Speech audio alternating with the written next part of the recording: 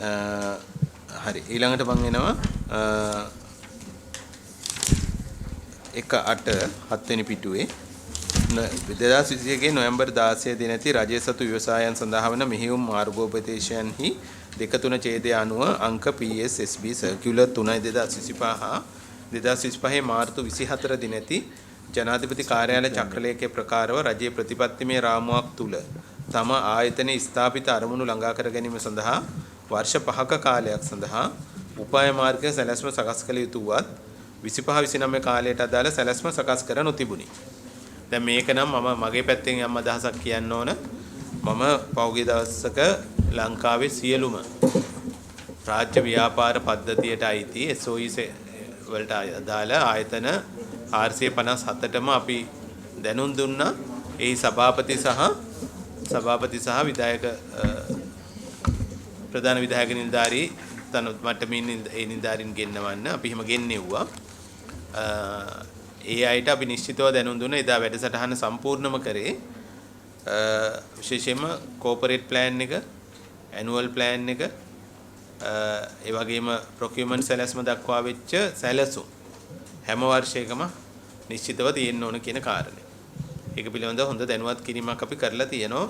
මම හිතා ලංකා ඉතිහාසයේ කවදාවත් එහෙම කරලා තිබුණේ නැහැ. කෝප් කමිටුව මැදිහත් වෙලා අපි සියලුම ආයතන එක සැරයක් ගෙන්නෙවුවා. ඊට පස්සේ මම ගිය සතියේ නේ 30 වෙනිදා අප්‍රේල් 30 වෙනිදා මම හිතයි මෙහෙනුත් සම්බන්ධ වෙන්නේ නැති අභ්‍යන්තර විගණන නිලධාරී සහ මුදල් අධ්‍යක්ෂ අපි කැඳෙව්වා. ඔවුන්ටත් අපි උපදෙස් දීලා තියෙනවා මේ කටයුතු වල පොදුභාවයක් ආරක්ෂා කරගනිමින් ආයතන පවත්වාගෙන යන්නේ කොහොමද කියලා. අපි ඉදිරියේදී මේක තවදුරටත් ඉදිරියට ගෙනියනවා. මොකද මේ බොහෝ ආයතන හිතන් ඉන්නවා අපි අහුවෙන්නෙම නැහැ. හරි නැත්තම් එක සැරේ බේරිලා යනවා. හරි මොනවා හරි නේ මේකෙන් අල්ලගන්නේ. එහෙම නෙමෙයි අපිටත් එහෙම පස්සෙන් පන්නන්න නෙමෙයි ඕන. මේවයි ක්‍රියාවලිය රටේට ගැළපෙන ලෙස සකස් කරගන්න. ඉච්චර වෙන මොකක්වත් මේක නැහැනේ නේද? අහිතකර ලෙස පවත්වාගෙන යන්නේ නැතුව හිතකර ලෙස පවත්වාගෙන යන්නේ කොහොමද? එතකොට ඒ සඳහා උපදෙස් දීලා තියෙද්දිත් අපිට ලැබෙන තොරතුරු තමයි මෙතන 24-28 එකක් තිබිලා තියෙනවා. හැබැයි 25-29 කාලේට අදාළ සැකස්ම සකස් කළා නැහැ. ඒකේ අදහස තමයි එදා පණිවිඩය අරගෙන නැහැ. සභාපතිතුමනි අපි අපේ එක මේ අනුමැත එක 28 වර්ෂයේ දක්වා තියෙනවා. අපි ඊට අමතරව ස්ට්‍රැටජික් ප්ලෑන් එක 27 ඉඳලා 31 දක්වා සකස් කරලා තියෙනවා. ඒ කියන්නේ ඩ්‍රාෆ්ට් කරලා තියෙනවා. නමුත් ඒක පාලක සභාවට දාලා අනුමැතිය ලබා ඒක තමයි වැරද්ද. මම මේකයි කිව්වේ. එදා මැසේජ් එක අපි අපේ පැත්තෙන් කොච්චර හොඳට ඩිලිවර් කරත් ඔබතුමා අරගෙන නැහැ කියලා තමයි තියෙන්නේ. ඇයිද දන්නවද? අපි ඒක නිශ්චිතව කිව්වා. ඇක්ෂන් ප්ලෑන් මේ කෝපරේට් ප්ලෑන් එක උපදෙස් දීලා තියෙන අවුරුදු 5කට හදන්න නේ 5කට හදන්න ඕන. හැබැයි ඒක රෝලින් මොඩල් එකක් වෙන්න ඕන. 24 28ට තිබ්බනම් ඊළඟ මොහොතේ ඊළඟ අවුරුද්ද එනකොට ඒක 25 29ට එන්න ඕන. ඊළඟ එනකොට 26 30ට එන්න ඕන. හැම අවුරුද්දම ඒ කියන්නේ අපි නිශ්චිතව පැහැදිලි කරා හැම මොහොතකම ඔබ සතුව තියෙන්න ඕන ඉදිරිපස් අවුරුද්ද සඳහා සැලැස්ම. ඒක අනුගත වෙන්න ඕන රජයේ මේ මොහොතේ ඒ තියෙන ආණ්ඩුවේ තියෙන ඒක මෙහෙවන මේ පද්ධති අවශ්‍යතාවයට ගැලපෙන්න ඕන. රාජ්‍ය ප්‍රතිපත්තියට ගැලපෙන්න ඕන. ගැලපෙන ලෙස හැම විටම මේක අප්ඩේට් වෙන්න ඕන. ඒ කියන්නේ එකක් හදලා දැන් ඔය අදහස තමයි 24 28ට හැදුවා. හන්නේ ඊට පස්සේ දැන් ආයේ 27 30 හරි මොකක් හරි ආයේ ඔය අතරේ හදාගෙන යනවා. ඒක ඒතකොට මේ ප්‍රතිපත්තිමය මේ වෙනසට අදාළව යම් ගැළපීමක් කරනවා වෙන්නේ නැති. හැබැයි ඒක නෙමෙයි අපිට ඕනකම තියෙන්නේ. අපි දැන් මේ මාසේ මේ කෝප් කමිටුවෙන් සියලුම ආයතන වලට යවනවා මේ තම තමන්ගේ කෝපරේට් ප්ලෑන් බාර දෙන්න කියලා. මොකද ඒක මත ඒකට ගැළපෙන ඇක්ෂන් ප්ලෑන් එක තියෙනවා. ඇනුවල් ප්ලෑන් එක. ඒකට ගැළපෙන ප්‍රොකියුමන්ට් ප්ලෑන් එක දක්වා වෙච්ච තියෙන්න ඕන. එතකොට මේක අරගෙන නැහැ. හොඳේ. ඒ නිසා මම නැවත අවධාරණය කරනවා හැම අවුරුද්දකම රෝලින් මොඩල් එකකට හැදෙන තමන් අත තියෙන්න ඕන ඉදිරිපස් අවුරුද්ද සඳහා සැලැස්මක්. ඒක අනිවාර්යයෙන්ම තමන් විසින්ම හදපු එකක් වෙන්න ඕන. ආයි වෙන කිසිම කවුරු හරි හදලා තීපුව නම් වැඩක් නැහැ. තමන්ගේ ආයතන විසින් ප්‍රිපෙයාර් කරන්න ඕන. ඒකට තමයි ආයතනට ඉන්න සියලුමගේ දායකත්වය. ඕක ඉන්න ජූනියර්ම මේ ලෙක්චර් එකේ ඉඳලා සම්බන්ධ වෙන්න ඕන. එයාලගේ දැනුම අවබෝධය ඔක්කොමත් එකතු කරගත්තොත් කෝපරේට් ප්ලෑන් එකක් හැම විට ඔබ සතුව තියෙන්න ඕන අවුරුදු 5 සැලැස්මක්. ඒ නිසා මම මේක දිගට ප්‍රශ්න කරන්න යන්නේ. නමුත් ඔබ සතුව එහෙම කන්නේ. හරිනේ? රයිට් 24 28 දක්වා කාලයට අදාළව ආයතනයේ පිළියෙල කර උපාය මාර්ග සැලැස්ම ක්‍රියාත්මක කිරීමේ ප්‍රගතිය සම්බන්ධව මේ වගන්ති කීපයක් තියෙනවා. උපාය මාර්ග අරමුණු 1 2 අනුව අංක 1 2 අනුව 2025 වර්ෂය තුලදී ඩිප්ලෝමා සුසුකම උපාධිය දක්වා ඉහළ නැංවීම සඳහා උපාධි ප්‍රදාන කරන ලබන ආයතන දෙකක් සමග සහයෝගීතාවයක් ඇති කර ගැනීමට සැලසුම් කර තිබුණද 2025 වර්ෂයේ අවසන් වන විටත් එම කාර්යය ඉටු කර නොතිබුණි. සභාපතිතුමනි අපි ඇත්තටම මේ අපේ සිලබස් සම්පූර්ණ හැදුවට පස්සේ යුනිවර්ටෙක් ආයතනයටයි විවෘත විශ්වවිද්‍යාලයටයි අපි යොමු කරලා ඒගොල්ලන්ට මැපින් කරලා අපේ ආයතනයේ සිසුන්ට එක්සෙම්ෂන්ස් ලබා දෙන්න කියලා ඉල්ලීමක් කරලා තියෙනවා. ඒ අනුව අපිට ඇත්තට මේ අවසරේදී ඕපන් යුනිවර්සිටි එකකින් එහෙම ඉංජිනේරු පාඨමාලා සඳහා මැප් කිරීම ඇත්තටම අවසන් කරලා තියෙන්නේ. ඒ වගේ ඉතිරි පාඨමාලා සඳහාත් අපි විවෘත විශ්වවිද්‍යාලයෙන් බලාපොරොත්තු වෙනවා මේ අපේ ළමයින්ට මේ තියෙන පාඨමාලා සඳහා එක්සෙම්ෂන්ස් ලබා ගන්න. සභාපතිතුමනි මෙතනදී අමාත්‍යාංශ විදිහට මම පැහැදිලි කිරීමක් කරන්න ඕනේ. අමාත්‍යාංශයේ විදිහට අපි බලාපොරොත්තු වෙන්නේ නැහැ මේ ආයතන ඍජුවම උපාධි ප්‍රදානය කරන ආයතන බවට පත් කරන්න. එතනට එහෙම ගියොත් එහෙම ලොකු ප්‍රශ්නයක් වෙනවා. ඒ කියන්නේ දැන් මේ කාර්මික දැන් ඉල්ලීම තියෙන එක තමයි. දැන් උදාහරණයක් ගත්තොත් අර කටුනායක තාක්ෂණ විද්‍යාලයේ ඉල්ලන්නේ උපාධියක් කරන්න කියන එක. එතකොට ප්‍රතිපත්තියක් වශයෙන් අපි මේ සීල ආයතන වලින් උපාධි ප්‍රදානය කරන්න ඕනේ සහ උපාධි ප්‍රදාන ආයතන බවට මේක පත් කරනවා කියන එක අපි ප්‍රතිපත්තිමය වශයෙන් අපි පිළිගන්නේ නැහැ. නමුත් එතන බ්‍රිජ් එකක් ඒ කියන්නේ මේ බ්‍රිජින් කෝස් එකකින් ඒගොල්ලෝන්ගේ පස්සේ ඒක වෙන තැනකින් ගන්නවා කියන එක හරි. නමුත් උපාධි ප්‍රදාන ආයතන බවට පත් කරනවා කියන එක අපිට පිළිගන්න අමාරුයි. නෑ මටත් ඒක මතු කරගන්න ඕනුනේ. මේක තියෙනවා තමයි. දැන් මෙහිම අදහසක් තියෙනවා. හැබැයි ඒක රටේ ජාතික අවශ්‍යතාවය කියන එක අනුව අත්‍යවශ්‍යද නැද්ද? ඒක හිතන්න වෙනවා. ඒක තමයි අර ප්ලෑන් එක නැතිකමේ තියෙන ගැටලුව ඔය මතුවේ. හැම අවුරුද්දකම අප්ඩේට් වෙන රෝලින් මොඩල් එකට තියෙන ඔබතුමාලා සතුව තියෙනවා නම් සැලැස්මක්. ඒ සැලැස්ම ඇතුලේ අනිවාර්ය ලෙස සාකච්ඡා වෙන්න වෙනවා. ජාතික ප්‍රතිපත්තියට අනුකූලව කොහොමද මේක ගොඩනගන්නේ කියලා. අපේ දැන් මූලික අදහස පනත යටතේ වුණත් පනත යටතේ නෑනේ අපිට මේ උපාධි ප්‍රදානය කරන ආයතනයක් ලෙස සංවර්ධනය කිරීම කියලා එකක් පනත යටතේ නෑ. මැන්ඩේට් එකක් නෑ ඇත්තටම. දැන් කලින් මේකේ තිබුණ මට ඒකයි තියෙන ප්‍රශ්නේ. දැන් මේ 24 28 දක්වා වෙච්ච සැලැස්ම එහෙම එකක් තිබ්බට මෙතන මැන්ඩේට් එකේ තියෙන මෙතන ආයතනයේ අරමුණු අතරේ තියෙන කාරණාවල මට එහෙම එකක් දකින්න ලැබෙන්නේ නැහැ.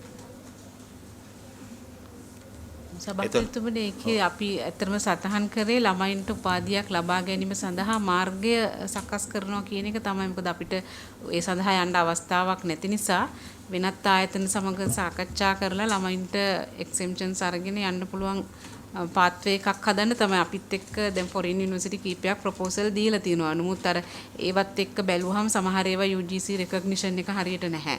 සමහර ඒවායි ලොකු වියදමක් ළමයාට දරන්න වෙනවා. ඒතර අපිට ඒක නිර්දේශ කිරීමේ ගැටලුවක් එනවා. ඒ තරම් ලොකු වියදමක් ළමයා කොහොමද ගෙවන්නේ කියන එක. ඒ වගේ අපි ආයතන කිහිපයක් අපිට ප්‍රොපෝසල් දීලා එහෙම තියෙනවා. නමුත් අන්තිම අනුමැතිය සඳහා අපි ගියේ නැහැ. ඒවයි තියෙන සමහර ගැටලු නිසා අපි සමහර ඒවලට කිව්වා UGC රෙකග්නිෂන් එක අරගෙන එන්න කියලා. සමහර ඒවා ඉදිරියේදී ගන්නවා කියලා අපිට දීපයෝ තියෙනවා.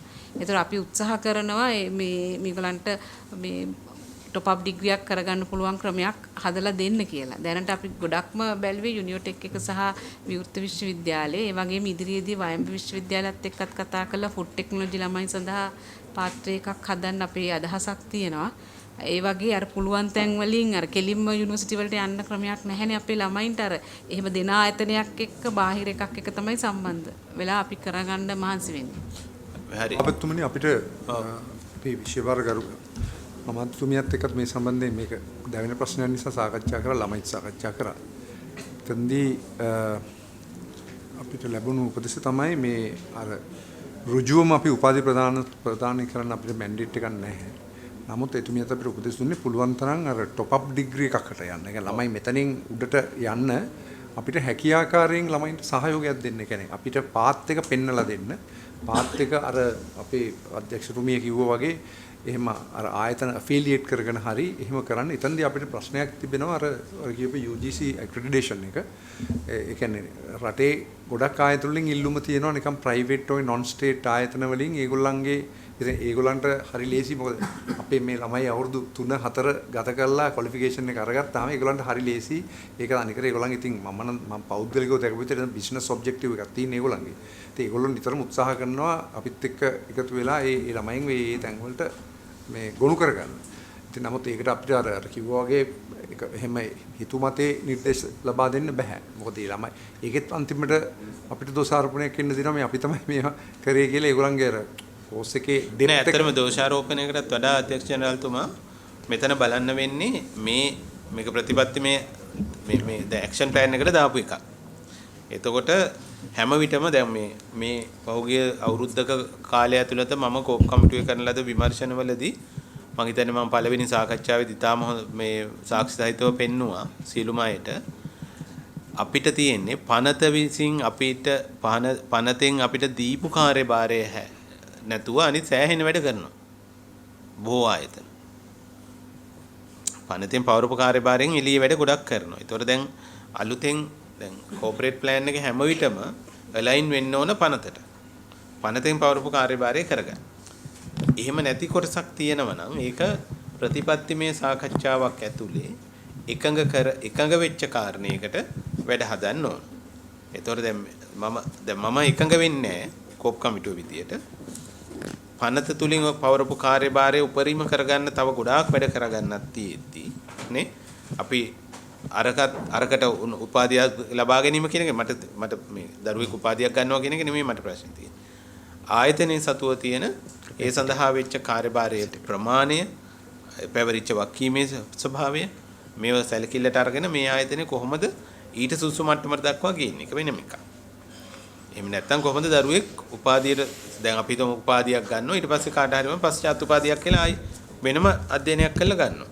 ඒ වගේ මෙතනින් NEQ6 ගත්තම එයා කොහොමද ඊළඟට පාර කපලා අපි තියන්නේ එයාට ඊළඟ පියවරේ උපාධියක් ගන්න. ඒකට වෙනම ආයතනයක් ඕන නැත්නම් මේකෙන්ම දෙනවනම් ඒක පනත ඇතුළට ගෙනල්ලා සාකච්ඡා කරලා ප්‍රතිපත්තිමය තීරණ ඇතුලේ පනත ඇතුලේ ගෙනල්ලා කාර්යභාරයට ගේන්න. ඒ නිසා අලුතෙන් ඇක්ෂන් ප්ලෑන් එක හදද්දී රජයේ ප්‍රතිපත්තිමය තීරණයට අනුගත වන ලෙස සකස් කළ යුතුවම තියෙනවා.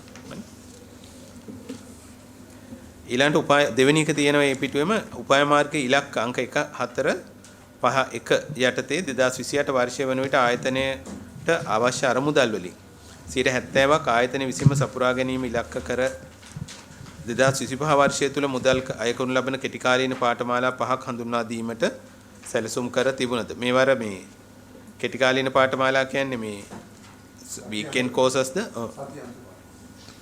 දැන්ට කීපයක් තියෙනවා. සතියන්ත පාඨමාලා නේ දැන්ට තියෙන ඉවනින් කෝසස් කියන්නේ මුදල් අය කරලා කරනේවා. ඔව් මුදල් අය කරන. ඒකම තව කීපයක් කරා. ඔව් කියන්නේ අපි ෂෝට් කෝස් විදිහට කියන ඩිප්ලෝමාම නෙමෙයි කෙටි කාලීන මුදල් අය කරගෙන කරන්න පුළුවන් පාඨමාලා තමයි ඒකදී අදහස් කරේ. අපි ඇත්තටම තොරතුරු තාක්ෂණයයි ඉංග්‍රීසි කියන එකයි. කියන්නේ ඒ උසස් තාක්ෂණ ආයතනයේ අවට ඉන්න අයට වැදගත් වෙන ඒගොල්ලන්ගේ රැකියාවන් වලට ඒ වගේ පහසුකමක් වෙන ෂෝට් කෝස් තමයි අඳුරගත්තේ. ඒකෙදී අපේ ශාස්ත්‍රීය කමිටුවට ඉදිරිපත් වුණා තොරතුරු තාක්ෂණයේ සම්බන්ධ පාඨමාලා දෙකක් සහ ඉංග්‍රීසි භාෂාව සම්බන්ධයෙන්. feasibility study එකක් කරලා තියෙනවද? ඔව් ඉස්සෙල්ලම අපි කියන්නේ මුලදී කරේ මේ එහෙම සමහර ආයතන වලට එහෙම ඉල්ලීමක් තියෙනවා. ආයතන කියන්නේ අවට ජනයාගෙන් මේ වගේ දේවල් කරොත් හොඳයි කියන එක. ඒක බේස් කරගෙන අපේ කතිකාචාර්යවරුන් විසින් ඩෙවලොප් කරා මේ ෂෝට් කෝසස් තුනක්. ඊට පස්සේ ඒක පාලක සභාවේ අනුමැතිය ලබාගෙන අපි ඊට පස්සේ ආයතන වලට බාර දුන්නා. ඕගොල්ලන්ගේ ආයතන ඉල්ලුම පරිදි මේවා ආරම්භ කරලා මේ කරගෙන යන්න කියලා ඒ තමන්ට තියෙන ඉල්ලුම සලකලා බලලා. උනාදී නොතිබිනි කියන වචනේ එතකොට මොකද්ද? ඒකේ දැන් තුනක් අපි අඳුනලා දුන්නාද? ඔව් තුනක් අඳුනලා ඒකෙන් මම හිතන්නේ ගම්පහ උසස් තාක්ෂණ ආයතනය ආරම්භ කරා. ඒ වගේ වවුනියාවේ ආරම්භ කරන්න ඒගොල්ලන් පේපර් ඇඩ්වර්ටයිස්මන්ට් දාලා තිබුණා මේ අවුරුද්ද ඇතුළත. ඒ කියන්නේ මේ සැලැස්ම තිබිච්ච තුන කළා නේ. ඔව්. කොහොමද මේ ඉවිනින් කොසස් තියෙනවා. තුන. උපාය මාර්ගයේ අරමුණු අංක 212 අනුව වාර්ෂික පාඨමාලා 3 බැගින් අපේක්ෂිත රැකියාව වෙළඳපොළට ගැලපෙන පරිදි විෂයමාලා සංශෝධනය කර සියලු පාඨමාලා සංශෝධනය 28 වර්ෂයේ වන 28 වර්ෂයේ වන විට අවසන් කිරීමට සැලසුම් කර තිබුණද 24 වර්ෂයේදී හා 25 දෙසැම්බර් 31 වන දින දක්වා කිසිදු පාඨමාලාවකට අදාළ විෂයමාලාවන් සංශෝධනය කර අවසන් කර නොතිබුණි. මේක මම හිතන්නේ අපි දැන් කලින් කතා කරා නේද? ඇත්තටම 24 දක්වාම අපි දිගට විෂයමාලා සංවර්ධනය කරලා තියෙනවා. ඒ ළමයි තමයි දැන් මේ අවුරුද්දේ මේ 19 පටන් ගන්න කොන්වොකේෂන් එකේ පළවෙනි බැච් එක ඉවත් වෙන්නේ. ඒ වගේම මේ අවුරුද්දේ අපි පාඨමාලා 3ක නැවත අර නැෂනල් කම්පියුටර් ස්ටෑන්ඩඩ්ස් හදනවා. ඒක හදලා ඉවර වෙනකොට සිලබස් එක ඒ අනුව රිවයිස් කරනවා.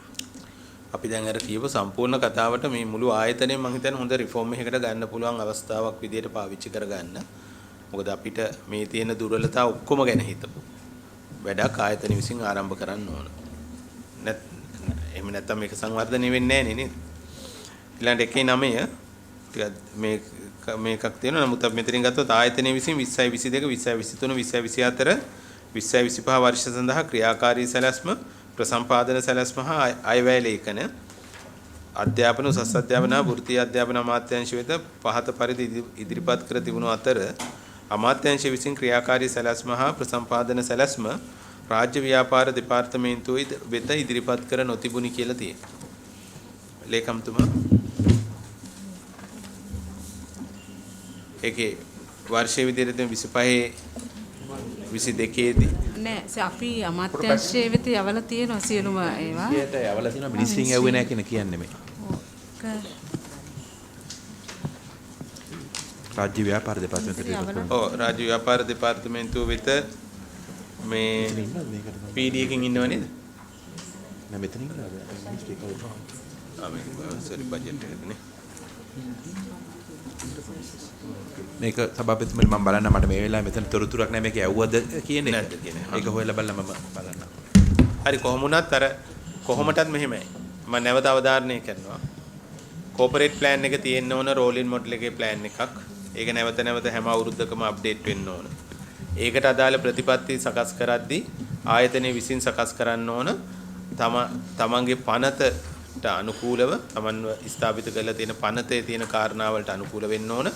සහ ඒ මොහොතේ රටේ ක්‍රියාත්මක කරන රාජ්‍ය ප්‍රතිපත්තියට ලයින් වෙන්න ඕන. ඒතකොට ඒ කාරණා දෙක සැලකිල්ලට අරගෙන තමන් විසින් පිළියෙල කරගන්න කෝපරේට් ප්ලෑන් එකක් ඕන.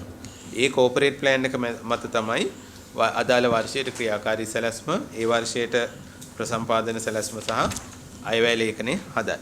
ඒතකොට අපි කලින් අත්දැකීම තියෙනවා මේ එකක්වත් නැතුව අයවැය ලේඛනයක් හදලා තියෙන අවස්ථාවක්.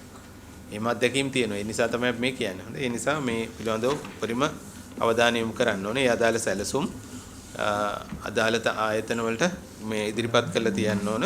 මේක බලන්න. මේ ආයතනට අදාළව අපි මේ වර්ෂයේ දැන් මේ 26 වර්ෂයේනේ. හරිනේ? දැන් 26 මැදත් ඇවිල්ලා තියෙන්නේ. ඔබතුමන්ලා සතුව දැන් 26 වර්ෂයේ ඉඳලා අවුරුදු 4-5කට අදාළ සැලසුම් හදන්න පටන් ගන්නවා. ඒක එතකොට අර සාකච්ඡාව අර මේ සාකච්ඡාවේ එන කරුණුත් පදනම් කරගෙනම කරගන්න වෙනවා. ඊළඟ වාර්ෂික වාර්තා පාර්ලිමේන්තුවේ සභාගත කිරීම ගත්තම ප්‍රමාදයක් සහිතව තමයි තියෙන්නේ. 21 වර්ෂයක දීලා තියෙන 23, 22 වර්ෂයක දීලා තියෙන 24, 23 වර්ෂයක දීලා තියෙන 25/5/8, 24 වර්ෂයක මාර්තු 31කටත් තාම නැහැ කියලා තියෙනවා. සැලකිය ප්‍රමාදයක් තියෙනවා වාර්ෂික වාර්තාව. දැන් මේ වෙනකොට 24 මේ වාර්ෂික වාර්තාව අප්‍රේල් 28 වෙනිදා අපි බාර දීමට කටයුතු කරලා තියෙනවා. පාර්ලිමේන්තුවේ. අද පාර්ලිමේන්තු සභාගත කරානේ. 24 එකනේ. 24 එක. ඔව්. හරි. එතකොට පොඩි ප්‍රමාදයක් සහිතව තියෙන්නේ. හැකි ඉක්මනින් ඒව අවසන් කරගන්න ඕන. විගණන හා කළමනාකරණ කමිටු කලින් ඉතින් පැවැත්වීම 21 වර්ෂයේ 2යි තියලා තියෙන්නේ. 25 වර්ෂයේ 4ක් තියලා තියෙනවා. කාර්තුවකට එකක්වත් අවම වශයෙන් තියෙන්න ඕන. එහෙම නේද? ඔව්. හරි. අපි ඊළඟට යනවා කාර්ය මණ්ඩල සංයුතිය. මෙන්න මෙතනක් තියෙනවා මේ 2025 දෙසැම්බර් 31 දිනට ආයතනයේ අනුමත හතත්ත්‍ය කාර්ය මණ්ඩල පිළිබඳ විස්තර ගත්තම විශේෂයෙන්ම අපි ගත්තොත් කළමනාකරණ කාර්ය මණ්ඩලය අනුමත 23ක් ඉන්නවා පුරප්පාඩු 5ක් තියෙනවා අධ්‍යයන කාර්ය මණ්ඩලය ගත්තම අනුමත 267යි පුරප්පාඩු 72ක් තියෙනවා අනධ්‍යයන කාර්ය මණ්ඩලයේ අනුමත 468යි පුරප්පාඩු 131ක් තියෙනවා සම්පූර්ණ ගත්තම පුරප්පාඩු 208ක් තියෙනවා 758න් 208ක පුරප්පාඩු තියෙනවා දැන් මේ හිඟේ කියලා පුරප්පාඩු කියලා කියන්නේ මේ දැනට පවතින පාඨමාලා වලට අදාළව විතරද? මේක මේ කාර්ය මණ්ඩල ගරු සභාපතිතුමනි කාර්ය මණ්ඩල සංගීතය දැන් මේකේ මේ වෙනකොට අපි දැන් මේ වේකන්සීස් අනධ්‍යයන කාර්ය මණ්ඩල තනතුරු පුරප්පාඩු පිරවීම අවසන්. ඒ කියන්නේ සියලුම තනතුරු බඳවාගෙන අවසන්. ඒ කියන්නේ දැන් අනධ්‍යයන කාර්ය මණ්ඩලයේ 468ක අනුමත එකක් තියෙනවා. ඔව්. තත්ත්වය තිබුණේ මේ එක මම පැහැදිලි කරන්න ගරු සභාපතිතුමනි. ඕකේ. අපේ මුළු පුරප්පාඩු සංඛ්‍යාව තිබුණා 194ක්. මේ ඒ කියන්නේ වරින් වර වෙනස් වෙනවා. ඒ කියන්නේ ඉවත් වීම එහෙම තියෙනවා. ඒතර මුළු 194ක් තිබුණා. ඒකෙන් අපිට අර ඒ දවස්වල කවද වෙනකොට 194 තිබුණේ කවද වෙනකොටද? ඒක කවද විශ්ව මේ එනවද? ජුලයි 12 ඒක තමයි මේක තිබුණේ කියන්නේ. දින ඩේට් එක කියන්නේ 2025 ජනවාරි වෙනකොට මේ මට්ටම අපිට ඇවිල්ලා තියෙනවා. ඊට පස්සේ ඒකෙන් අපිට අර අග්‍රාමාත්‍ය මේ අර කමිටුවෙන් අපින් ඩේටා ඉල්ල ගත්තා. එතකොට ඒකෙදි අපිට හඳුනා ගන්න කියලා තිබුණා මේ 194න් අත්‍යවශ්‍යම පුරවන්න ඕන සංඛ්‍යාව කොච්චරද? ඒව හඳුනගෙන එව්වා 172ක්. ඒ 172න් අපිට පිරවීමට අනුමැතිය ලැබුණා 143ක්. ඒ 143න් අනධ්‍යයන තනතුරු 78ක් සහ අර ඩිමොන්ස්ට්‍රේටර් කියන මේ සහකාර අධ්‍යයන කාර්ය මණ්ඩලයේ ඒගොල්ලන් 65ක් 65ක් සහකාර සහකාර කතිකාචාර්යවරු ඉතුරු 78 අනුමැතිය ලැබුණා. ඒකෙන් 41ක් සම්පූර්ණයෙන් බඳවාගෙන අවසන් කළා. අර මම කියපු 78 තුල ගරු සභාපතිතුමනි ඔය ඩෙමොන්ස්ට්‍රේෂන්ස්ලා 36ක් බඳව ගන්න. ඒ වගේම අපේ අධ්‍යයන මේ අපේ අධ්‍යයන ප්‍රධානී තනතුර ඒ වගේම බඳවා ගත්තු අය 41යි. ඒ 78 බෙදලා යන්නේ ඒ විදිහටයි. ඒතකොට දැන් අපිට ඉතුරු වෙලා තියෙනවා බඳව ගන්න අධ්‍යයන කාර්ය මණ්ඩලයේ වශයෙන් ගත්තාම සහකාර කතිකාචාර්යවරුන් 65 දෙනෙක් මේ අනුමැතිය ලැබුවා අය සහ ඩෙමොන්ස්ට්‍රේටර් තනතුරු 36ක්. මේ ටික විතරයි ඉතුරු වෙලා තියෙන්නේ. මේක බඳවා ගැනීමේ ප්‍රමාදයක් සිද්ධ වුණා. මොකද හේතුව මේවයි මේ අර මොනවද ඒකට කියන්නේ SORP සංශෝධනය වෙලා තිබුණේ නැහැ. ඊපස්සේ අපි කළමනාකරන මේ DMS ආයතනයත් එක්ක සංශෝධනය කරලා දීලා තියෙනවා. අපිට ගොඩක් ඇත්තටම උපකාර කළා. මේ හේතුව අපිට මෙහෙම කඩිනමින් අපි සාකච්ඡා කළා. මේ අලුත් ක්‍රමවේදකුත් පාවිච්චි කළා. මේ අර ડોකියුමන්ට් එහාට මෙහාට යන්නේ නැතුව අපි සොෆ්ට් කොපි සාකච්ඡා කරලා සොෆ්ට් කොපි සංශෝධනය කරලා ඊට පස්සේ ෆයිනල් ඩ්‍රාෆ්ට් එක හදලා යවලා ඉක්මන් කරලා ඒක ගෙන්න ගත්තා. දැන් අපිට ලැබිලා තියෙනවා. ඉදිරි සති දෙක කාලය ඇතුළත ඒක පුවත්පත්වල පළ වෙනවා. ඒතර මේ දෙක අනුමැතිය හම්බෙලා තියෙනවා. බඳවා ගැනීමේ ක්‍රියාවලිය මැද ඉන්නේ. ඔව්. එතකොට මම එහෙනම් මේ 2017 තිබිච්ච පොදු ව්‍යාපාර පිළිබඳ කාරක සභාවේ ප්‍රගතිය සම්බන්ධකෙත් පළවෙනි එක තියෙන ඒ කාලෙත් පුරප්පාඩු තිබුණා කියන කාරණේ. එතකොට පුරප්පාඩු අපිට කවද වෙනකොට ඒ ටික බඳවගෙන අවසන් වෙලා තියෙන ආයතනයේ සතු සමස්ත කාර්ය මණ්ඩලය ගැන වාර්තාවක් කොක් කමිටුවක් කවද වෙනකොට දෙන්න පුළුවන්ද? අපිට ඉදිරි මාස තුන ඇතුළත පුළුවන් කරසවත්. බඳවා ගැනීම අවසන් කරලා දෙන්න පුළුවන්. පුළුවන්. හරි. අපිට එහෙම වාර්තාවක් දෙන්න. ඊළඟට මම යනවා පිටුවන්ක 11 තියෙන දෙවෙනි කාරණේ කියලා තියෙන එකට වටිනාකම රුපියල් මිලියන 6ක් පමණ වන ඒ අතරේ අපි ගත්තොත් පිටුවන්ක 10 තියෙන තව වාක්‍යයක් තියෙනවා සටහනක් විශේෂ තනතුරු කීපයක පුරප්පාඩු අධ්‍යක්ෂ පාලන තනතුර 2018 ජූනි 2 දින සිටද නියෝජ්‍ය අධ්‍යක්ෂ ජෙනරාල් අධ්‍යයන කටයුතු සැලසුම් හා පර්යේෂණ තනතුර 2021 ජූලි 15 දින සිටද පුරප්පාඩුව පවතී. මට හැබැයි අධ්‍යක්ෂ පාලන කවුරු හරි කිව්වා නේද ඉන්නවා කියලා. වැඩ බලන අමාත්‍යාංශයේ ඉන්න ජ්‍යෙෂ්ඨ කියන්නේ මධ්‍යම මට්ටමේ පරිපාලන නිලධාරියෙක් අපේ වැඩ බලන මේ අධ්‍යක්ෂ විදියට දැන් කටයුතු කරගෙන යනවා. තාම වැඩ බලනනේ. ඒතකොට දැන් අපි පුරවා ගැනීම යටතේ මේකේ පිර වෙන්නේ නැද්ද? පුරවා ගැනීම යටතේ ඇත්තටම අපිට මේ තනතුර අවශ්‍ය වෙලා තියෙනවා. නමුත් පොඩි ප්‍රායෝගික ගැටලුවක් තියෙනවා ගරු සභාපතිතුමනි. දැන් මේ තනතුර අපි පත්තරේ දාලා ගත්තාම අපිට බොහෝ වෙලාවට ඉතින් ඇප්ලිකේෂන්ස් ලැබෙන්නේ පුද්ගලික අංශයෙන් තමයි ගොඩාක් වෙලාවට. අර HR මැනේජර්ස්ලා ඒවයි කට්ටිය. දැන් ඔය අධ්‍යක්ෂ පාලන කියන තනතුර විශේෂයෙන්ම අපේ පනත ඒ වගේම අපේ ඔය කියපු ස්ට්‍රැටජික් ප්ලෑන් එක ඒවා ගැන හොඳ අවබෝධයක් තිබිය යුතුයි. ඒ වගේම ආයතනයේ පරිපාලනය මේ විශේෂයෙන්ම අපි කටයුතු කරන්නේ ආයතන සංග්‍රහය සහ රජයේ චක්‍රලේඛ පදනම් කරගෙන ඒවා විශේෂයෙන්ම ආයතන සංග්‍රහයේ දෙවෙනි කොටස වන විනය පටිපාටි ඒවා පිළිබඳව හොඳ පරිචයක් තියෙන නිලධාරියෙක් විය යුතුයි DDG ඇඩ්මින්ට සහ DGට මේ ෆීඩ් කරන්න ඒ දැනුම තිබිය යුතුයි. අපි ඒක නිසා අපි මම අමාත්‍යාංශයේ ලේකම්තුමාගෙනුත් ඉල්ලුවා අපි ඒකට ඉදිරියේදී කටයුතු කරන්නම්. එතකන් අපිට දැනට මේ අර පරිචය තියෙන නිලධාරියෙක් දෙන්න කියලා එතුමාත් එක්කත් කතා කරලා ඒ ඉන්න අධ්‍යක්ෂවරයෙක් අපි తాවකාලිකව වැඩ බලන්න පත් කරගත්තා. නමුත් ඉදිරියේදී අපි අනිවාර්යයෙන්ම ස්ථීරව පත් කරගන්න කටයුතු කරනවා ගරු සභාපතිතුමනි. නියෝජ්‍ය අධ්‍යක්ෂ ජෙනරාල් අධ්‍යයන කටයුතු ඒ කියන්නේ මේ තනතුරු දෙකක් නේද මේ කියන්නේ? තනතුරු දෙකක් තිබෙනවා. ඒකත් ඒ විදිහමයි. දැන්ට ඉන්න කවුරු හරි නියෝජ්‍ය අධ්‍යක්ෂ ජෙනරාල් කියලා කිව්වා නේද? අධ්‍යක්ෂතුමිය තමයි දැනට වැඩ මේ මේ කියන්නේ වැඩ බලන්නේ. ඒ මොන තනතුරේ? ඔව් ඒත් ඔය නියෝජ්‍ය අධ්‍යක්ෂ ඒ තනතුරේ. ඉතින් ඒකත් සභාපතිතුමනි මේ ඊටාම මේ ඒ විචක්ෂණශීලීව කටයුතු කරන්න ඕන තැනක්. ඉතින් ඒකත් අපි කතා කරලා මේ අපේ ඉදිරි මොකද්ද මේ අපේ පාලක සභාවේ කරුණු ඉදිරිපත් කරන්න මම බලාපොරොත්තු වෙනවා විශේෂයෙන්. දැන් මෙතන මේ අපි ගත්තොත් සැලසුම් හා පර්යේෂණ තනතුරක් තියෙනවනේ. සැලසුම් හා පර්යේෂණ තියෙන්නේ ගරු සභාපතිතුමනි අධ්‍යක්ෂ තනතුරක් තියෙනවා. ඒක තමයි. අනියෝජ්‍ය අධ්‍යක්ෂ නෙමෙයිනේ. නෙමෙයි. ඔව්. හැබැයි එතුමිය තමයි ඒ දැනට සැලසුම් අර එතුමිය තමයි දැනට අර තනතුරේ වැඩ බලන්නේ.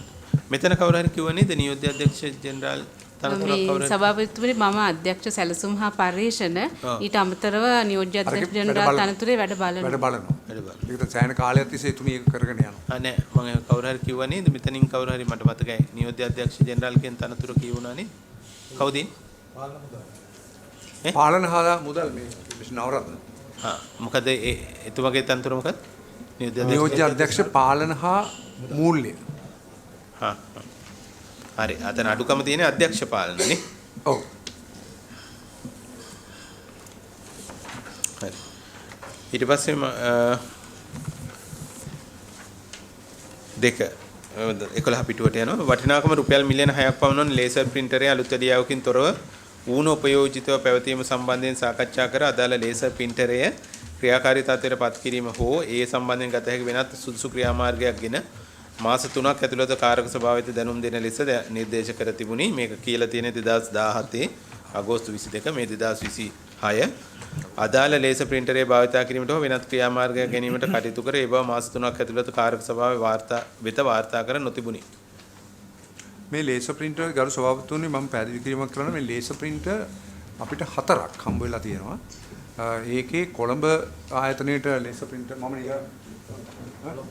කොළඹ මට්ටකුළි ආයතනයේට 2යි ගාල්ල ආයතනයේට 2යි. මේ දෙකම ලැබිලා තින්නේ මට ඔස්ට්‍රියන් නෙදර්ලන්ඩ්ස් කියන ප්‍රොජෙක්ට් එකකින් අපිට මේ අය කිරීමකින් තොරව ත්‍යාගයක් විදිහට ලැබිච්ච යන්ත්‍ර මේ සම්බන්ධයෙන් පහුගිය මම හිතන්නේ සති කිහිපයකින් ඉඳලා අපි ඇනලයිස් කරා අපිට මට වාර්තා වුණේ මේ ප්‍රින්ටර්ස් මේගොල්ලන්ට ලැබුණාම ලැබිච්ච තීන්ත ටිකයි ලැබිච්ච මේ මොකක්ද අර පාර්ට්ස් ඒ කියන්නේ මොනවද ඒවට කියන්නේ කාර්ට්‍රිජ් මොනවද ඒවයි පාවිච්චි කළා අවුරුදු කොච්චර පාවිච්චි කරලා තියෙනවද අවුරුදු 4ක් 5ක විතර කාලයක් මේක පාවිච්චි කරලා තියෙනවා. හැබැයි ඊට පස්සේ මේක ඒජන්ට් කෙනෙක් නැහැ තීන්ත නැහැ මේක පාර්ට්ස් නැහැ කියලා ඒකේ යම් ප්‍රශ්න ආවහම පාවිච්චි නොකර ඉඳලා තියෙනවා ගරු ස්වාමීන් ප්‍රායෝගික තත්ත්වෙ මම කියන්නේ. ඉතින් නමුත් අර මේ විතර ප්‍රශ්නයක් තිබෙනවා මේක එහෙමනම් අපිට ඒ දවස්වල කළ යුතු තිබුණේ ඇත්තටම මේක වාර්ෂික භාණ්ඩ සමීක්ෂණයේදී මේක අඳුනගෙන ඊට පස්සේ මේක අපහරණ ක්‍රියාවලියට අනේකයි දැන් කරන්න තියෙන්නේ ඒක විතරද? දැන් ඒ සම්බන්ධයෙන් උපදෙස් දීලා දැන් වාර්ෂික භාණ්ඩ මේකට දාලා මම හිතන්නේ ගාල්ලත් කොළඹත් දෙන්නම අධ්‍යක්ෂවරු ඉන්නවා. ඒ මේ වෙනකොට අපහරණ ක්‍රියාවට ලක් කරලා තියෙනවා සභාපතිතුමනි. අපහරණය කර ඇතනේ. ඔව් කර ඇත නෙමේ දැන් මේ හඳුනගෙන තියෙනවා සභාපතිතුමනි. අපහරණ ක්‍රියාවලිය ඉන්නවා සභාපතිතුමනි.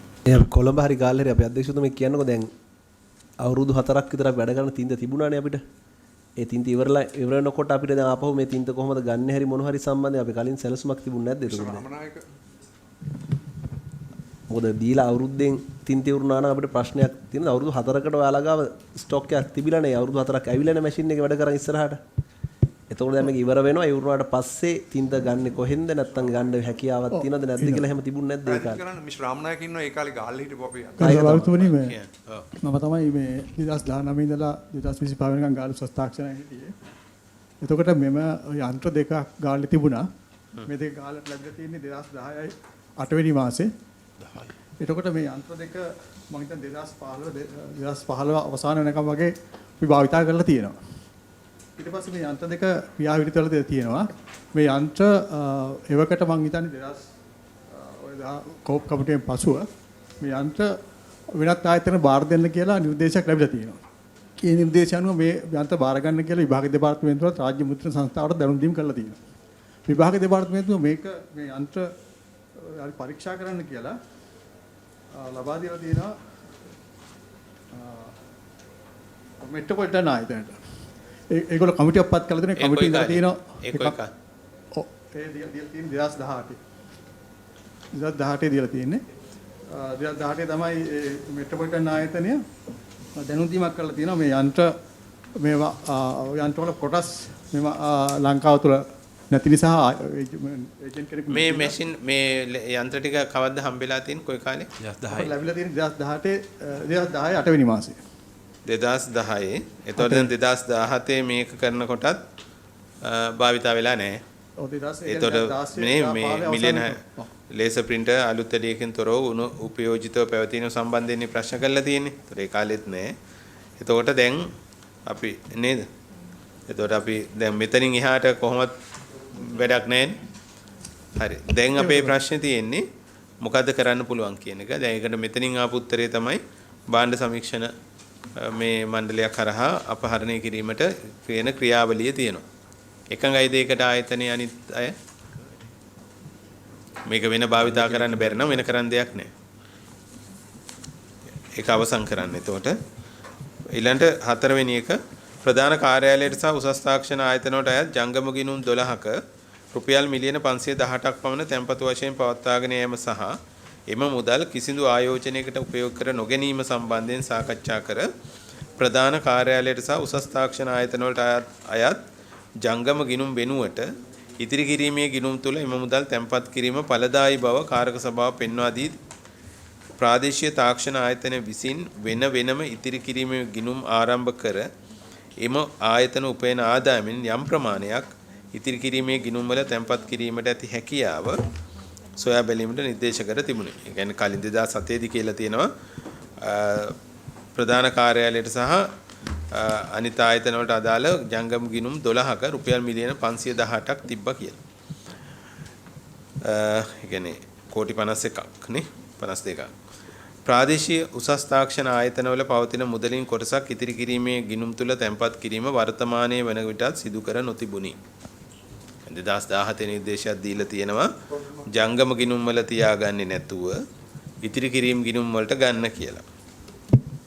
හැබැයි මෙතන ගත්තොත් එහෙම කරලා නැහැ කියලා තියෙන්නේ. 2025 දෙසැම්බර් 31 වන දිනට ප්‍රධාන කාර්යාලය සහ ප්‍රාදේශීය ආයතන විසින් පවත්වාගෙන යනු ලබන ජංගම ගිණුම් ශේෂය රුපියල් මිලියන 100.13ක් වී තිබෙනි. වඩා වාසිදායක ආයෝජන මාර්ගයන්හි යෙදවීමෙන් තොරව ඒ කියන්නේ අඩු ගන්න FT එකක්වත් දාන්න නැතුව කියන අදහසනේ. ප්‍රධාන කාර්යාලයේ සාමාන්‍ය ඉතිරි කිරීමේ ගිණුමේ රුපියල් මිලියන 408.54ක් 2025 දෙසැම්බර් 31 වන දිනට පැවතුණේ. දල වශයෙන් ගත්තම ජංගම ගිණුමක තියෙනවා 100.13ක් ගිණුම් වල ඊට පස්සේ ඉතිරි කිරීමේ ගිණුමක තියෙනවා 408.54යි දල වශයෙන් ගත්ත 508යි 509ක් දල වශයෙන් කෝටි 50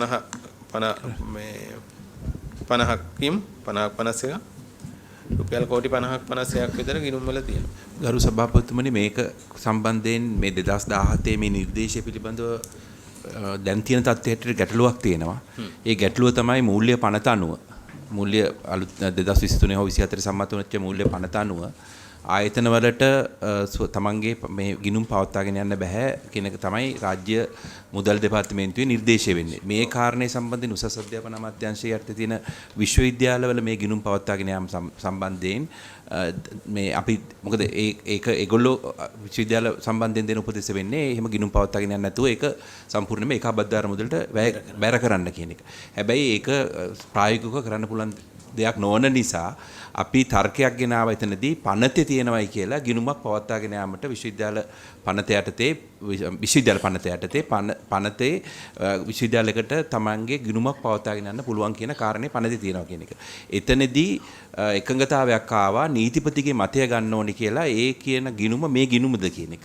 ඒ කියන්නේ මේ පවත්වාගෙන යන ගිණුම් දැන්ට තියෙනවනේ විශ්වවිද්‍යාලවල පවත්වාගෙන යන ගිණුම් තියෙනවනේ. ඒ ගිණුම් මේ විශ්වවිද්‍යාලයේ මේ පනතේ තියෙන ගිණුමද කියන එක. එතනින් තමයි මේ කාරණේ නැවතිලා තියෙන්නේ. අපි විශ්වවිද්‍යාල උසස් අධ්‍යාපන අමාත්‍යාංශ විදිහට අපි නීතිපතිගෙන් උපදෙස් ඉල්ලලා තියෙනවා අර්ථකථනය කරන්න කියලා. ඒකද කියන එක. ඒතර ඒක මෙතනටත් බලපානවා. දැන් මෙතන ආයෝජනය කරන්න මුදල් අමාත්‍යවරිය මේ අනුමත කරන්න ඕනේ. අමාත්‍යතුමිය අනුමත කරන්න ඕනේ. ඒ අනුමැතිය යවන්න ඕනේ මුදල් අමාත්‍යාංශයට. දැන් අපි හිරවීමක ඉන්නවා. අපිට එහෙම දැන් මේ ක්ලියරන්ස් එක එන තුරු අපිට එහෙම මේක යවන්න බෑ. මේ නිර්දේශයක් යවන්න බෑ මුදල් අමාත්‍යාංශයට.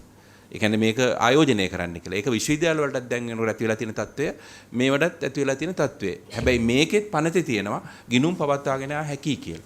ඉතින් මේ විෂයම දැන් මම දකින විදිහකට අපිට මේ ආයෝජන පිළිබඳව දැන් අපිට කතා කළ නොහැකි තත්ත්වයක තියෙන්නේ. අපිට ආයෝජනය කරන්න පුළුවන්ද කියලා ප්‍රශ්නයක් තියෙනවා. මේ ගිණුම් කොච්චරද පවත්වාගෙන යන්න ඕනේ, කුමකටද පවත්වාගෙන යන්න ඕනේ, මොන මට්ටමේද පවත්වාගෙන නැත්තේ කියන එක ප්‍රශ්නයක්. ලේකම්තුමා මේ මෙතන පොඩි කාරණා දෙකක් තියෙනවා. එකක් තමයි මේ කලින් උපදෙස් දීලා තියෙනවා ජංගම ගිණුම් වල තියාගන්න නැතුව ඉතිරි කිරීම ගිණුම් වලට හරවන්න කියලා. ඒතකොට ඒක වෙලා නැති එක ප්‍රශ්නයක්. දැන් දෙවෙනි එක ඔබතුමාගේ පැත්තෙන් පැහැදිලි කරන එක මේ ආයෝජනයක් අපි FD දානවා හරි මොකක් හරි වෙන ආයෝජනයක යොදවන්න පුළුවන්ද බැරිද කියන එක සහ මේ ගිණුම් පවත්වාගෙන යෑම කියන අදහසින් කියපු වාක්‍ය. මේකනේ සම්පූර්ණයෙන්ම තියෙන්නේ. ඔව්. ඒක සම්බන්ධ ක්ලියරන්ස් එක. ඒතකොට ඒක දෙවෙනි කොටසනේ. ඔව්. හැබැයි පළවෙනි කොටස මම දන්නේ මේකේ තියෙන මට මේක ලොකුවට පැහැදිලි කරන්න බෑ ජංගම ගිණුමේ සහ ඉතිරි කිරීමේ ගිණුම අතර තිබීමේ වෙනස. නමුත් මේ කලින් ඔය නිර්දේශයම පොදුවේ තමයි යමෙතුමා අපිට උපදේශ එන්නේ. ඒක ජංගම ගිණුම තිබ්බද ඉතිරි කිරීමේ ගිණුම තිබ්බද කියලා ඒක නෙමෙයි තියෙන්නේ. අපි රඳවාගෙන තබා ගැනීම. ආයෝජනයේ කොහොමත් දැනට අපිට කරන්න බෑ. ජංගම ගිණුමේ පොලි නෑ. ඉතිරි කිරීමේ ටිකක් තියෙනවා. FD එකේ ඊට වඩා තියෙනවා. එහෙමනේ.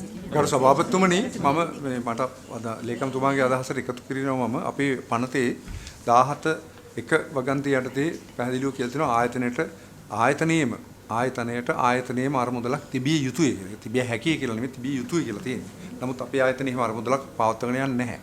ඉතින් ඒකත් බලපාන්න නැති අර වගේ ඉතින් මෙතන රුපියල් කෝටි 50ක් තියෙනවා.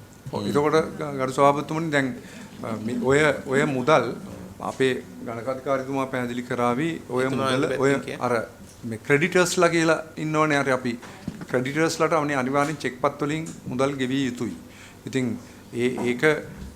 ඒකට අනිවාර්යෙන් ජංගම ගිණුමක් පවත්වාගෙන යා යුතුයි. මම හිතන්නේ කවුරුත් මහත්තයා පැහැදිලි කරනවා හොඳයි. නේ ජංගම ගරු සභාපතිතුමනි 2017 වර්ෂයේදී තිබ්බ මුදල් වලින් අපි 2017 8.25 දින ඉතිරි කිරීමේ ගිණුමක් විවෘත කරලා තියෙනවා මිලියන 250ක් යොදලා. ඊට අමතරව ට්‍රෙෂරි බිල් දෙකක් සහ ස්ථාවර දැන්පොතු දෙකක් මිලියන 200 ස්ථාවර දැන්පොතු 3 මිලියන 200ක ස්ථාවර දැන්පොතු විවෘත කරලා තියෙනවා. අද වෙන විට තත්ත්වයේ තියෙන්නේ අපේ ආයතන 20ට අදාළව ජංගම ගිණුම් 19ක් තියෙනවා. ඒ ජංගම ගිණුම් 19 මුළු එකතුව බිලියන 100ක් වෙනවා.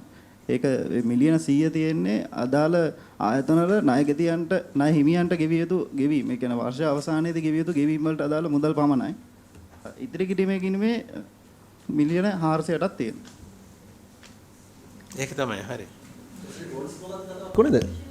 ට්‍රෙෂරි බිල් හරි බිල් ට්‍රෙෂරි බිල් දෙකක් විවෘත කරලා තියෙනවා 2018 වර්ෂයේදී. ඒ කියන්නේ 2017 කෝප් කමිටු කමිටු නිර්දේශය මත තමයි ඒක විවෘත කරලා තියෙන්නේ. ඒ කියන්නේ පරණ එකක් නේද? අර අපේ ලේකම්තුමා අලුත් සංශෝධනයට කලින් එකක් නේද? මේ පනත සංශෝධනයේ 23 ඔව් ඒ වගේනේ මුල් 23 මේ ට්‍රෙෂරි බිල්ස් වල එහෙම දැන් කොහොමත්ම දාන්න දෙන්නේ. ඔව් දැන් මම නිකන් අහන්නේ සංශෝධනයේ 23 නම් වෙන්නේ අර දවස්වලම ස්ථාවර තැන්පතුවක් දාලා තිබ්බනම් ඔය අවසාන විසඳුම එනකන් ඒක ස්ථාවර තැන්පතුක තියෙන්න හැකියාවක් තිබුණා නේද? දැන් ඔය කියන ටෙස්ටර් බිල් වල තියෙනවනේ දැන් දෙකක්ද කොහෙද? ඒතර ඒ කාලේ මේ සභාපතිතුමාගේ අර කියන විදිහට මේ නියෝගය ඒ කාලේ ක්‍රියාත්මක කරලා තිබුණා නම් ඔව් හරි. විසඳ ගන්නවද නැද්ද ප්‍රශ්නයක් අපිට තියෙනවා ඒක ඇත්ත. හැබැයි මේ වෙනකොට ස්ථාවර තැන්පතුක යම් මුදලක් ඔව් ඒ වෙලාවේ කරේ නැති එක තියෙන්න තිබුණා. දැන් මේ කඩලා දාලා තියෙන ඉතිරි කිරීම කරුණා 400 ගණන් දාලා තියෙනවනේ. ඒක තිබුණා නන්නේ. ඊළඟට මේ පොඩි දැනගැනීමක් මට කියන්නකෝ අපේ දැන් ඔය ණය හිමි ඔච්චර එන්න මොනවද අපිට සාමාන්‍යයෙන් දැන් ණය හිමියෙක්ට අවුරුද්ද අවසාන වෙනකොට කෝටි 10ක් වගේනේ. මෙතන මේ කියන්නේ මුදලක් ගෙවන්න අපිට මොනවද තියෙන මොනවා හරි සපයන්නේ මොනවද එයාලා ආයතන ක්‍රියාකාරීත්වයේදී ණය හිමියොන්ට වාර්ෂිකව සාමාන්‍යයෙන් මේ ජංගම ගිණුම අපි තියන් ඉන්නේ යාළුවා ඉල්ලනකොට දෙන්නනේ.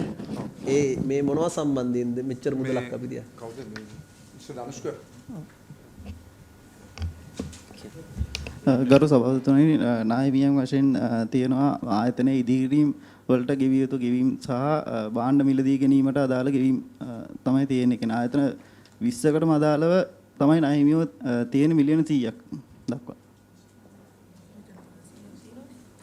ඒක තමයි දැන් කෝටි 50ක් තියෙනවනේ අතේ. කියලා කියන්නේ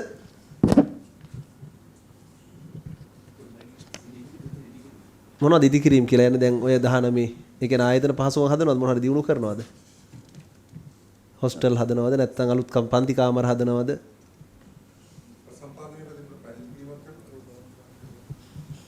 අපිට ගෙවීමට වාර්ෂිකව ඒ ඇනුවල් මේ කවුන්ට්ස් වලට එනකොට කොහොමද ඉතුරුලා තිබුණේ කියන්නේ? සභාපතිතුමා ඇත්තටම මේ අපි මේ ණය හිමියට ගත්තම අපිට මේ නොයිස් දුරු ගැටලු කීපයක් තියෙනවා. ඒ කියන්නේ මේක ඇත්තේ විගණන මේ නිර්දේශත් කීපයක් ලැබිලා තියෙනවා. අපි ලී බඩු අරන් තියෙනවා. කොළඹ උසස් තාක්ෂණ ආයතනයටයි ගම්පහ උසස් තාක්ෂණ ආයතනයටයි. ඒක අපිට නීති අනුකූලව ගෙවන්න බැරි වෙලා තියෙනවා. අවුරුදු ගණනාවක් තිස්සේ මේ ඒ කියන්නේ මේ ගුණාත්මක භාවයේ ගැටලු නිසා නමුත් අපි මේ ක්‍රෙඩිටර්ස් ලිස්ට් එකට ඒක ඇතුළත් කරලා තියෙනවා.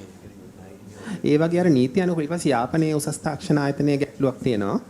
ඒකත් අර ඒක නීති අනුකූල විසඳිලා නැහැ. නීති අනුකූල ප්‍රශ්නයක් නිසා ඒ වගේ ගැටලු වලට තමයි අපි මේ ක්‍රෙඩිටර්ස් විදිහට රඳවගෙන ඉන්නේ. යාපනයේ උසස් තාක්ෂණ ආයතනයේ සිව් මහල් ගොඩනැගිල්ලක් ඉදිකිරීම සම්බන්ධයෙන් ගෙවීමක් තියෙනවා. විශේෂයෙන් අර මේ ශිෂ්‍ය අවශ්‍යතාවයන් සඳහා මේ මට්ටක් කොළිය සහ ගම්පහ උසස් තාක්ෂණ ආයතන වල ලී බඩු නේවාසිකාගාර වලට මිලදී ගෙන තියෙනවා. ඒවා ගෙවීම් කරලා නැහැ. ඒ වගේ ගැටලු සහගත ගෙවීම් තමයි අපි මේ වෙද්දී රඳවාගෙන ඉන්නේ. හරි මම ඕකටම එකතු කරලා ඊළඟ තැනටත් එන්න. මේක මේ ප්‍රශ්න දෙකම එනවා. පිටුව 14 ඔව් මේක එකතු කරලා ඉන්න චුට්ටක්. පිටුව 14 ඒකේ වර්තමාන කාර්ය සාධනයේ සම්බන්ධ එකේ ඔමින් පොඩ්ඩක්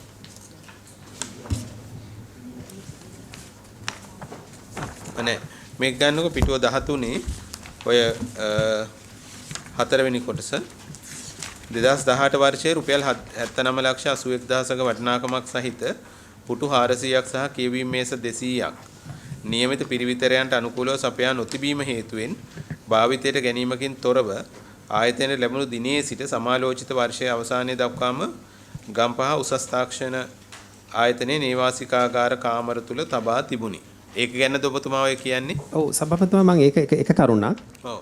ඒ දැන් ඕක මිලදී ගැනීම කරලා තියෙන 2010. නෑ හරි ඒක තමයි. මට ඒක හරියට කියන්නේ දැන් ඒකේ 79,81,000ක වටිනාකමක් සහිත පුටු 400ක් සහ මේස 200ක් නේ. ඔව් එතන තියෙනවා. ඔව්. ඒ කියන්නේ දැන් මේකට මුදල් කොහොමවත්ම ගෙවලා නැද්ද? නෑ කීයක්වත් ගෙවලා නෑ. අත්තිකාර මුදලක්වත් ගෙවලා නෑ. ඇඩ්වාන්ස් එකක් පේ කරලත් නෑ. ඒතොර දැන් මේක 2018 වර්ෂයේනේ ගෙනල්ලා තියෙන්නේ. ඔව්.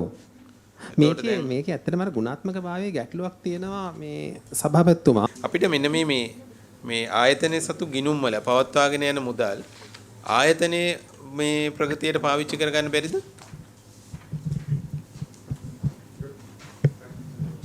ගරු සභාපතිතුමනි අපි භාණ්ඩාගාරයේ මුදල් ඉල්ලීම් කරද්දී අදාළ කියන්නේ ජංගම ගිණුමේ තියෙන මුදල් අඩු කරලා තමයි ඉතුරු ටිකට තමයි පුනරාවර්තන වියදම් ඉල්ලගන්න. මේ ඉල්ලීම් කරන්නේ. එතකොට ආයතනයේ සුභසිද්ධිය සඳහා තමයි යොදාගන්නේ. සභාපතිතුමා මට ඉස්සෙල්ලා අහන්න ඕනේ ඕකටම අදාළ ප්‍රශ්නයක්. දැන් ඔය අර කරන්ට් account වල එහෙම ජංගම ගිණුම වල මම හිතන්නේ මිලියන 518කට ආසන්න මුදලක් රඳවගෙන තියෙනවා. එතකොට ඒක වෙන විදිහේ ආයෝජනයක් කිරීම කළ යුතුයි වගේ කියන සාකච්ඡාවක් ඇති වුනේ නැද්ද ඔබතුමාලා අතර ඒ වෙලාවේ? ගරු සභාපතිතුමනි ඉදිරි කිරීමේ ගිණුමේ 2025 12:31ට තියෙන මිලියන 408ක් එම මුදල AMC එකෙන් අපිට නිර්දේශයක් දුන්නා කෙටි කාලීන ස්ථාවර තැන්පතු සඳහා යොදන්න කියලා. ඒ සඳහා අවසර ගැන මුදල් short term එතකොට දැන් මේ එහෙම දැන් තැම්පත් කළා නැහැ කියලා නේද මෙතන මේ සටහන් වෙලා තියෙනது. ඔව් 2017 නේ දැන් තියෙන සිටුේෂන් එක වෙනස් මම ඉස්සෙල්ලා එක්ස්ප්ලেইন කරා ඒක. ගරු මන්ත්‍රීතුමනි 2017 තමයි මිලියන 508ක් තියෙන්නේ. ඒකෙන් අපි 518. ඔව් ඒකෙන් 2017 පැවති කෝප් කමිටුව නිර්දේශය මත 2017 8:25 දින ක්‍රීමේ තැන්පතුවකට මිලියන 2018 දෙකයි පළවෙනි දින මිලියන 10ක ආපදානාය සඳහා ඉදිරි කිරීමේ ගිණුමකට මුදල් යොදලා තියෙනවා. ඊට අමතරව ට්‍රෙෂරි බිල් දෙකක් සහ ස්ථාවර තැන්පතු 3ක් නෑ මම මේ මතු කරන්නේ මේ අපේ ලේකම්තුමා මෙතන චුට්ටක් අවධානය යොමු කරන්න ආයතනයේ තුල දැන් මේකේ තියෙන විදිහට දිගින් දිගටම දැන් 2017 කතා කරද්දිත් මිලියන 518ක් කෝටි 50ක ඇතුළතක මේ ජංගම ගිණුම් තිබිලා තියෙනවා තැන්. ඒතර ඒක අවාසිදායකයි වගේ මොකක්වත් හම්බෙන්නේ නැති නිසා කියලා තියෙනවා ඉතිරි කිරීමේ ගිණුමක දාන්න කියලා. හැබැයි දැන් ඔබතුමා කියන විදිහටම ආයේ පහුගිය කාලේ මූල්‍ය මේ චක්‍රලේඛන අනුව අපිට ආයෝජනය කරන්න පුළුවන් ද බැරිද කියන ප්‍රශ්නේ තියෙන නිසා FD දාන්න හරි මොකක් හරි ප්‍රශ්නයක් තියෙනවා. හැබැයි ඒකෙන් අදහස් කරන්නේ ඇත්තටම මේක බාර දෙන්න කියලා මේ ට්‍රෙෂරියට බාර දෙන්න ඕන. තාම නෑ එහෙම එකක්. නේ? එහෙම නෑ. තාම තියෙන්නේ නෑ මොකද ඒක තියෙන්නේ පෙන්ඩින් තියෙන්නේ. එඩිෂන් එක පෙන්ඩින්. ඔව් ඒක හරි. එතකොට මේ ආයතනයේ සතුව සාමාන්‍යයෙන් මේ දැන් එක ගැටලු ගොඩාක් තියෙනවානේ. දැන් ඇත්තට ගත්තම මම ගාල්ලේ ගියපු නිසා දන්නවා දරුවන්ගේ ඉන්න තැන්වල මේ කැන්ටිමේ පාව ලයිට් නැති ප්‍රශ්න ඉඳලා තියෙනවා. ඒතකොට ප්‍රශ්න ගොඩක් තියෙනවා ආයතනය ඇතුලේ. එතකොට දැන් මෙතන ඔය දැන් භාණ්ඩ ටිකක් තියෙනවා ඒක ක්ලියර් කරගෙන නැහැ. හරිද? ඒව ක්ලියර් කරගෙන. ඒතකොට යම් මුදලක් මේ කටයුතු වෙනුවෙන් පාවිච්චි කරගන්න පුළුවන් වෙන්න ඕන. නැත්නම් මේක ඇතුලේ සංචිතයක් තියාගෙන ඉන්න තේරුමක් නැහැනේ. ඇක්ෂන් ප්ලෑන් එක අනුව එමෙතුමා පාවිච්චි කරන්න පුළුවන්. අනිවාර්යෙන් ඉතින් මේ තුමන්ලා ඒක ඇක්ෂන් ප්ලෑන් එක මොකද ඇක්ෂන් ප්ලෑන් එකෙන් අනුමත වෙන්නේ කන්නේ ප්‍රොකියුමන්ට් ප්ලෑන් එක සහ ඇක්ෂන් ප්ලෑන් එකේ අනුමත වෙන්නේ කන්නේ. ඒතර මුදල් සෝස් එක මේවා කොහොමද ට්‍රෙෂරියෙන් එන නිසා ඒ කියන්නේ ඒ විදිහට ඒ මුදල් සෝස් එක පාවිච්චි කරන්න පුළුවන්. ඒ කියන්නේ මේ තුමන්ලා ගාව දැනට තියෙන මුදල් හෝ හැබැයි අනුමත ව්‍යාපෘතියක් වෙන්න ඕනේ නේ. අනුමත ව්‍යාපෘතිය. ඒක අර මේ සැලැස්මේ කෝපරේට් සැලැස්මේ ඉඳලා තියෙන්න ඕන මේ අවුරුදු වල මේ පොද මේ සල්ලි කෝටි 50ක් යන්ට ලොකු එකක්. ඔව්. ඒ වගේ එකක් තියාගෙන ආයතනයක් දුර්වල පවතිනවා ශිෂ්‍ය අතනක් කියනවා ශිෂ්‍යයන් තියාගන්න එකේ ප්‍රශ්න තියෙනවා. හැබැයි ආයතනයේ සතුව මේ ශිෂ්‍යයන්ට වඩා වටින මේකක් තියෙනවා. නේද? ආයතනයේ සතුව ශිෂ්‍යයන් ඉන්න ප්‍රමාණයට වඩා වටින ප්‍රමාණයක් කෝටි 50ක විතර මුදලක් තියන්. ඒක මෙතන දැන් මේ ව්‍යාපෘතියට දැන් උදාහරණයකට දැන් ඔය කරන වියදම් අනුව පරිමාණ අනුව සමහර ව්‍යාපෘතීන් විශේෂයෙන් දැන් අපි දැන් අපි ඔය උතුමා කියන ගාල්ල ව්‍යාපෘතිය එකක් ගිහිල්ලා මැද නැවතිලා තියෙන ව්‍යාපෘතියක් නම් ඒක වෙන විදිහක්. නැත්තම් අලුත් ව්‍යාපෘති නම් NPD එකට දාලා අපි අනුමත කරගන්න ඕනේ. එහෙම නැතුව ව්‍යාපෘති අනුමත කරන්නේ නැතුව අපිට ව්‍යාපෘති ක්‍රියාත්මක කරන්න බැහැනේ. එතකොට දැන් මේ කියන ඔය කියන මුදල් නෙමෙයි ප්‍රශ්නේ තියෙන්නේ ඇත්තටම. ඒ අර මුලින් හිතලා දැන් අපි උදාහරණයක් ගත්තොත් ලබන අවුරුද්දේ 27 බජට් ක්ලෝස් වෙනවා මේ මැයි 15. දැන් මෙතනින් පස්සේ අපිට NPD approval දාන්න බෑ. NPD approval දැම්මේ නැත්නම් අපිට 27 වර්ෂයේදී කිසිදු වියදමක් කරන්නත් බෑ. අපි ගාව සල්ලි තිබුණත් සල්ලි නැතත් අපිට වියදමක් කරන්න අපිට අනුමැතියක් නැහැ. දැන් ලේකම්තුමා කියන එක හරියම හරි. දැන් තව දවස් 10ක් පොඩි ප්‍රමාණයක් නේ තියෙන්නේ.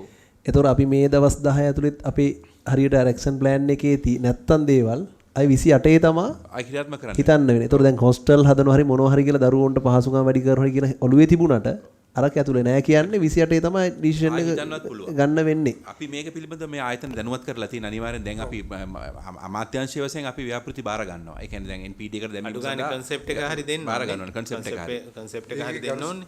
ගරු සභාපතිතුමනි දැන් මේ අපිට ලේකම්තුමාගෙන් ලැබිච්ච උපදෙස් අනුව අපිට ඇත්තටම මේ කියන්නේ සුළු පරිමාණ ව්‍යාපෘති අපිට භාණ්ඩාගාරයෙන් ලැබෙන මුදලින් මේව කරගන්න පුළුවන් අවුරුද්ද ඇතුළත. නමුත් අර විශාල ප්‍රොජෙක්ට් දැන් උදාහරණයකට අපේ ළමයින්ට මේ පරිගණක ටිකක් ලබා දෙන එක. අවුරුදු ගානකින් ඒක වෙලා නැහැ. එතකොට ඒකට ගණන් හදලා බලපුවම ඒක සුළුපඩු විදමක් නෙමෙයි. ඒ නමුත් අපි ඒකට අර කියපු NPD එකට යවන ජාතික සැලසුම් දෙපාර්තමේන්තුවට ඉදිරිපත් කරන ප්‍රොපෝසල් එකක් යවලා මේ වෙනකොට අමාත්‍යාංශයෙන් ඒකේ අවලක් තියෙනවා.